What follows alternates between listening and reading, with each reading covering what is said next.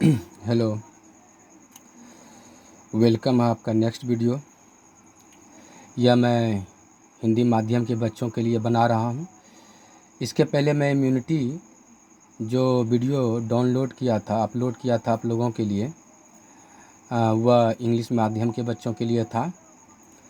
तो आप लोग को मैं आज इम्यूनिटी के बारे में बताने जा रहा हूँ। पहले तो आप लोगों को मैंने बताया विभिन्न प्रकार का डिजीज, जिसको आप हिंदी में रोग कहते हो। कहा था कि मैं बहुत प्रकार के रोग हैं जो हमारे शरीर में होता है, वो विभिन्न प्रकार के जीवों का या सूक्ष्म जीवों के द्वारा होता है। तो सवाल यह है कि सबके जीवन में हमेशा जो बहुत सारे रोगों को रोगों का जो लक्षण मान लेकर नहीं दिखाई देता है, या फिर रोग नहीं होते हैं, सभी रोग नहीं होते हैं। इसका यह कारण है कि उसमें या उसके शरीर में प्रतिरक्षा करने का क्षमता होता है। यह प्रतिरक्षा क्या है? नाम से ही स्पष्ट है कि बॉडी में यानी शरीर में रक्षा करने की शक्ति। ये सिंपल सी भाषा है। इम्यूनिटी का मतलब होता है प्रतिरक्षा, जिसमें कहा जाता है कि शरीर में किसी भी सूक्ष्म जीव या दूसरे जीवों से रक्षा करने की शक्ति। तो चलिए इसका डिफिनेशन है, या मैं सिर्फ आपको NCERT का डिफिनेशन ही दिया है कि परपोषी मतलब होस्ट याद रखिए। बहुत पहले मैंने होस्ट के बारे में बताया था कि होस्ट उसे कहते हैं जिस पर कोई जीव रहे और उसी पर खाना पूर्ति करे, उसे मैं होस्ट कहता हूँ। तो कहता है परपोषी जो होस्ट है, चाहे मैं हूँ और आप, जिसमें विभिन्न प्रकार का सूक्ष्म जीव आ सकता है, वो होस्ट कहलाता है। यह वहीं पर रहता है। जैसे मान लीजिए बहुत सारा बैक्टीरिया जो है हमारे आंत में रहता है, तो बैक्टीरिया के लिए हम क्या हुए? परपोषी होस्ट हुए। तो जो भी सूक्ष्म जीव आएगा रहेगा उसके लिए हम होस्ट हुए। तो सिंपल सी भाषा है कि परपोषी या होस्ट की रोग कारक जीवों से लड़ने की क्षमता। रोग कारक मतलब वह जो रोग पैदा करता है। रोग कारक जो कौन हो सकता है? बैक्टीरिया, वायरस, जो सूक्ष्म जीव है। तो परपोषी की रोग कारक जीवों से लड़ने की क्षमता को ही क्या कहते हैं हम लोग? प्रतिरक्षा कहते हैं। और यह प्रतिरक्षा किससे होता है? प्रतिरक्षी तंत्र के द्वारा होता है। क्योंकि मैं आपको पहले बता दूं कि हम लोग में बहुत सारे तंत्र हैं, जैसे श्वसन तंत्र है, पाचन तंत्र है, उसी तरह एक है प्रतिरक्षी तंत्र। श्वसन तंत्र में क्या होता है? सांस का जो लेते हैं, किस तरह सांस जाता है, वही तंत्र क्या करता है? उसको अपने मतलब कि सांचे के अनुसार अपना काम करता है, ठीक ना। उसी तरह प्रतिरक्षी तंत्र क्या करता है? हमारे शरीर को रक्षा करता है, ठीक ना। लड़ने की क्षमता देता है कि विभिन्न तरह का जीव अगर हमारे शरीर में आ जाए तो उसको कैसे हम लोग रोकेंगे। तो यही आपका क्या कहलाता है? प्रतिरक्षा कहलाता है। लेकिन याद रहे कि प्रतिरक्षा जो है दो प्रकार का होता है। किसमें प्रकार का होता है? दो प्रकार का होता है। एक को कहते हैं इनेट इम्यूनिटी। क्या कहते हैं हम लोग? इनएट इम्यूनिटी, इसको कहते हैं सहज प्रतिरक्षा। और दूसरा का नाम है एक्वायर्ड इम्यूनिटी, जिसका नाम है उपार्जित प्रतिरक्षा। तो नाम से भी स्पष्ट है हिंदी में। सहज प्रतिरक्षा का मतलब यह जो है सहज आपके पास या मेरे पास जन्म के साथ है। जो व्यक्ति जन्म से मतलब कि रोग कारक से लड़ने की क्षमता होता है उसको कहते हैं सहज प्रतिरक्षा। और जो जीवन में यानी जन्म के बाद उपार्जित होता है, जन्म के बाद वह अपने आप में विकसित करता है, उसको कहते हैं उपार्जित प्रतिरक्षा। तो डिफिनेशन के अनुसार तो आगे हम लोग इसका डिफिनेशन भी देंगे, लेकिन आप सिंपल सा जानो कि इनेट इम्यूनिटी किसे कहते हैं? सहज प्रतिरक्षा जो जन्म के साथ हो किसी व्यक्ति में। एक्वायर्ड इम्यूनिटी किसे कहते हैं? जो जन्म के बाद उपार्जित करता हो, ठीक है। तो चलिए पहले तो फर्स्ट आज ख़त्म करेंगे हम लोग, इसके बाद सेकंड दूसरे दिन अपलोड करेंगे। इंग्लिश माध्यम के बच्चों के लिए मैंने यही किया कि इनेट इम्यूनिटी तक पढ़ाया है। इसके बाद 2 दिन तक वीडियो मैंने लोड नहीं किया था, बना ही नहीं पाया था। तो आज मैं बना रहा हूँ आपका हिंदी माध्यम के लिए। फिर नेक्स्ट हम एक्वायर्ड इम्यूनिटी के लिए बनाएंगे, इंग्लिश हिंदी दोनों के लिए, ठीक ना। तो इनेट इम्यूनिटी के बारे में जानिए। सहज प्रतिरक्षा, नाम से ही है सहज प्रतिरक्षा। तो मैंने क्या बोला था? यह जन्म के साथ शरीर में मौजूद रहता है। नाम है सहज प्रतिरक्षा, यह जन्म के साथ रहता है। और एक पॉइंट आपको समझना होगा, यह नॉन स्पेसिफिक होता है। इसका हिंदी होता है गैर विशिष्ट। गैर विशिष्ट का मतलब, विशिष्ट का मतलब होता है किसी एक प्रकार के लिए, और गैर विशिष्ट का मतलब सबके लिए होता है। जैसे यह जो सहज प्रतिरक्षा है, ऐसा नहीं है कि वायरस को रोकेगा, यह बैक्टीरिया को भी रोक सकता है, या वायरस को भी रोक सकता है, और यह क्या करता है, कवक को भी रोकेगा, यानी विभिन्न प्रकार के जितने भी रोगाणु हैं, रोग कारक हैं या सूक्ष्म जीव हैं, सबको रोकने की क्षमता रखता है। इसलिए गैर विशिष्ट हुआ, मतलब विशिष्ट नहीं है, यानी किसी एक के लिए नहीं है, सबके लिए है ये, ठीक है। इसको कहते हैं नॉन स्पेसिफिक। अब कहता है ये जो सहज प्रतिरक्षा है कितने प्रकार से होता है, तो जैसे सहज प्रतिरक्षा को हम लोग हमारे शरीर में या आपके शरीर में यह 4 प्रकार से होता है, इसलिए 4 प्रकार में बांटा गया है। सहज प्रतिरक्षा को कितने प्रकार में बांटा गया है, 4 प्रकार में बांटा गया है। एक का नाम है, इंग्लिश और हिंदी वर्ड दोनों हम लिख के जाते हैं, चूँकि आप तैयारी करेंगे नीट का या फिर आगे किसी भी मेडिकल के एग्ज़ाम के लिए या फिर एग्रीकल्चर के लिए, तो आपको क्या है, क्वेश्चन को समझने में मुश्किल नहीं हो, इसलिए मैं वर्ड को लिखता ज़रूर हूँ। इसको मिक्सिंग भी कह सकते हैं आप। चलिए, फिजिकल बैरियर, इसको कहते हैं शारीरिक रोध। देखिए नाम से ही स्पष्ट है, शारीरिक रोध मतलब शरीर का कुछ ऐसे हैं ऐसे हैं कुछ शरीर में जो कि रोध करता है, मतलब रोकता है, किसको, रोगाणु करने वाले जीव को। तो कहता है यह सूक्ष्म जीवों को शरीर के अंदर क्या करता है, जाने से रोकता है, नाम है शारीरिक रोध। जैसे ये जो हाथ का जो स्किन दिखाई देता है, ये आपका जो स्किन है ये आपका डेड होता है, जो हाथ में मैंने आपको दिखाया स्किन, ये डेड होता है, ऊपर का लेयर क्या होता है, मरा हुआ होता है, लेकिन इसके बीच में गैप नहीं होता है, इसके बीच में जगह नहीं है जिससे क्या करे, सूक्ष्मजीव पास कर सके। तो वही कहता है त्वचा, ठीक है, यह शरीर के अंदर क्या करता है, सूक्ष्मजीव को नहीं जाने देता है।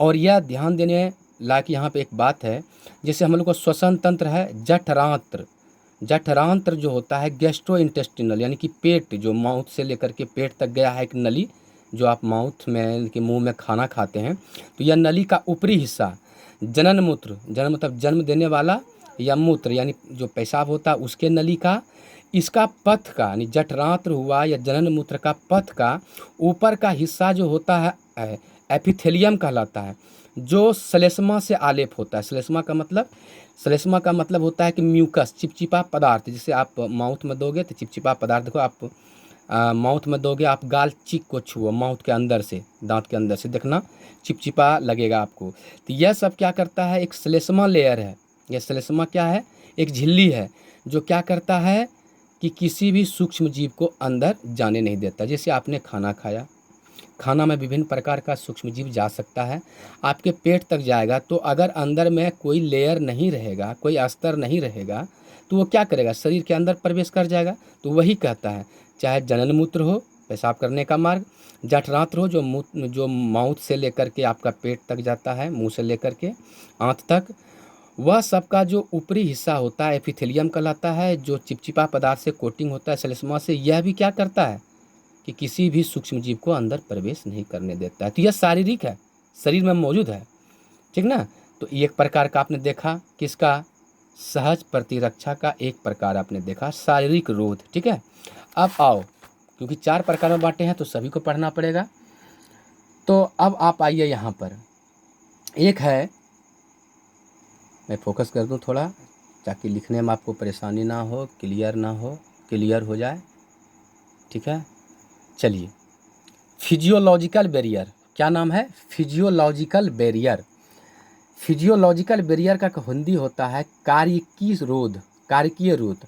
अब आप कहेंगे कि फिजियोलॉजिकल कहता है हमारे शरीर में विभिन्न प्रकार का जो है ना रिएक्शंस होते हैं या फिर बहुत सारे केमिकल होते हैं जो बाहर के जीवों को अंदर प्रवेश नहीं करने देता है। उस केमिकल में विशेष प्रकार का पदार्थ है, जैसे कि हम आपको 11th में पढ़ाया होगा कि आमाशय, स्टोमैक में एसिड का मात्रा, मैंने कहा था जब आप खाना खाते हैं तो जैसे ही आमाशय में जाता है तो वहाँ अम्लीय होता है बहुत, जब अम्लीय होता है तो उस अम्ल में सूक्ष्म जीव जिंदा रह ही नहीं सकता है, ठीक। तो उस अम्ल में क्या करेगा, सूक्ष्म जीव जिंदा नहीं रह पाएगा, तो आमाशय में मौजूद जो अम्ल है वह सूक्ष्म जीव को मार देता है। तो यह क्या हुआ, फिजियोलॉजिकल बैरियर, जो कि ये केमिकल हमारे शरीर में प्रोड्यूस हुआ है, उत्पन्न हुआ है, ठीक है। मुंह का लार, मुंह में देखो लार आता है, तथा आंसू में मौजूद होता है एक विशेष प्रकार का पदार्थ होता है जिसको लाइसोजाइम कहते हैं। एक प्रकार का एंजाइम है लाइसोजाइम। क्या नाम है? लाइसोजाइम। किसमें? मुंह के लार में तथा आंसू में मौजूद होता है। यह लाइसोजाइम जो होता है ना, यह सूक्ष्म जीवों को क्या करता है? वृद्धि करने नहीं देता है। और इसे आप आगे पढ़ेंगे, एक और चैप्टर है जिसमें लाइसोजाइम का बहुत उपयोग बताया गया है, लेकिन मैं यहाँ पर बता दूँ। जैसे कि ये आपको मैं यहाँ रफ करके बता देता हूँ। ये आँख में आंसू में जो लाइसोजाइम होते हैं, लाइसोजाइम, या लार में जो आप लार आपके मुंह में निकलते रहता है, उसमें भी लाइसोजाइम होता है। यह लाइसोजाइम से मान लीजिए कोई बैक्टीरिया गया माउथ के अंदर, तो यह लाइसोजाइम या आँख के आंसू के संपर्क में आया है कोई सूक्ष्म जीव, तो यह लाइसोजाइम क्या करता है? इस बैक्टीरिया का जो कोशिका भित्ति है इसी को तोड़ देता है। कोशिका भित्ति को क्या करता है? तोड़ देता है। जब कोशिका भित्ति ही नहीं रहेगा तो कोशिका नहीं रहेगा, और जब कोशिका नहीं रहेगा तो इसका मतलब क्या हुआ? वह जीव नहीं रहेगा। क्योंकि दुनिया में कोई भी जीव किसके कारण होता है? बहुत सारे कोशिकाओं के कारण या एक कोशिका कारण। और ज़्यादा करके जो आपका सूक्ष्म जीव है एक कोशिकीय होता है। तो एक कोशिका का होगा तो उसका कोशिका भित्ति भी होगा। यह लाइसोजाइम क्या करता है? उसका कोशिका भित्ति को ही तोड़ देता है। तो वही कहता है कि लार में मौजूद लाइसोजाइम हो या आंसू में मौजूद लाइसोजाइम हो, यह क्या करता है? कोशिका भित्ति को तोड़ देता है और सूक्ष्म जीव को वृद्धि करने नहीं देता है। तो यहाँ पर मैंने वही लिखा है भाई, मुंह का लार तथा आंसू में मौजूद लाइसोजाइम होता है, यह सूक्ष्म जीवों को वृद्धि को रोकता है। समझ गए आप? तो यहाँ पर दो उदाहरण दिए हैं, एक अमाशय का अम्ल को और ये जो लाइसोजाइम है। ठीक है, ऐसे आपका बिहार बोर्ड में बहुत बार पूछा है, नीट में भी पूछा है लाइसोजाइम कहाँ होता है, तो प्रायः लार में और आंसू में होता है ज़्यादा मात्रा में, लार में होता है लेकिन बहुत कम मात्रा में। ठीक है, तो यह क्या करता है? आपका सूक्ष्म जीवों का वृद्धि को रोकता है। तो ये कारिकीय रोध हुआ। अब जो आ जाइए आप कारिकीय रोध के बाद, ये आपका दूसरा टाइप बताए थे, चूँकि 4 टाइप आपको पढ़ना है। सेलुलर बैरियर नाम है, सेलुलर बैरियर। सेलुलर का मतलब क्या होता है भाई? सेल होता है। यानी कोशिकीय रोध। आप कहेंगे कोशिकीय रोध, हमारे शरीर में बहुत सारे कोशिका हैं, तो सभी कोशिका रोध नहीं करता है, सभी नहीं सूक्ष्म जीवों को रोकता है। जैसे हमारे शरीर में अगर मान लीजिए बैक्टीरिया किसी कारण पहुंच गया, तो बहुत सारे कोशिका ऐसे हैं जो क्या करता है? उस सूक्ष्म जीवों को क्या करता है? नष्ट कर देता है, उसको निगल जाता है, उसको नष्ट कर देता है। तो वो कोशिका ही है ना जो क्या करता है? रोध करता है। तो उसको कहते हैं क्या? Cellular barrier. लेकिन याद रहे कि यह बहुत प्रकार का कोशिका नहीं है, कुछ विशेष प्रकार का कोशिका है जो प्रतिरक्षा तंत्र में मौजूद होता है। यानी हमारे शरीर के प्रतिरक्षा तंत्र में मौजूद कुछ विशेष प्रकार का कोशिका है जो सूक्ष्म जीवों को क्या करता है? नष्ट कर देता है। जैसे यहाँ 4 मैंने उदाहरण दिया है, 3 आपका तो 2 या 3 आपका NCERT में होगा, तो मैं यहाँ पर बता दूँ उसका नाम PMNL शॉर्ट में बोला जाता है। पोलीमॉर्फो, पोली पी से पोली, एम से मार्फो, एन से न्यूक्लियर, एल से ल्यूकोसाइट। इसका पूरा नाम क्या है? पोलीमार्फो न्यूक्लियर ल्यूकोसाइट। क्या आप कहेंगे कि ये क्या है? तो यह एक प्रकार का WBC है। यानी WBC जो आपको RBC WBC प्लेटलेट पढ़े हो ना, वही एक प्रकार का PMNL है, बस इसमें मॉडिफिकेशन हो गया है, थोड़ा सा परिवर्तन हो गया WBC में। और यह PMNL क्या करता है? सूक्ष्म जीवों को नष्ट करता है। एक उदाहरण दिया, चलिए दूसरा उदाहरण देते हैं आपको। मोनोसाइट। मोनोसाइट एक बहुत बड़ा सेल होता है, हिंदी में भी आप मोनोसाइट ही पढ़ेंगे। यह क्या करता है? किसी सेल को जब कोई सूक्ष्म जीव जाता है, कोई बाहरी सूक्ष्म जीव जो कोशिका ही होता है, उसको निगल जाता है, उसको तोड़ देता है, उसको मार देता है।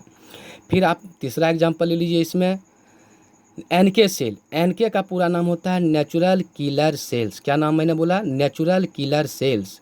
यह NK सेल्स नाम है, नेचुरल किलर, किलर का मतलब मारने वाला।